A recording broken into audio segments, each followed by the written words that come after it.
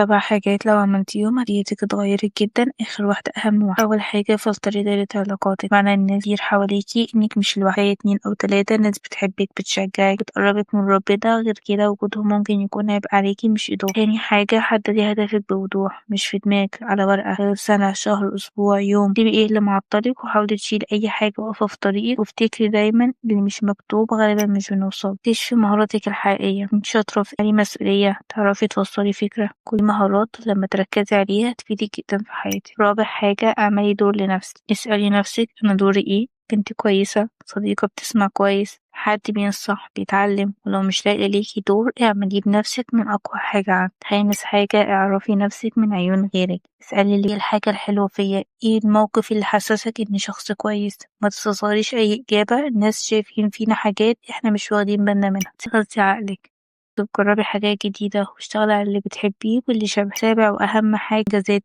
اكتبيها، صوريها، احتفظي بيها، عشان أيام تحسي فيها انك واقفة مكانك تفتكري انك مش زي زمان. الفيديو عجبك ما تنسيش تعملي فولو واعملي لايك.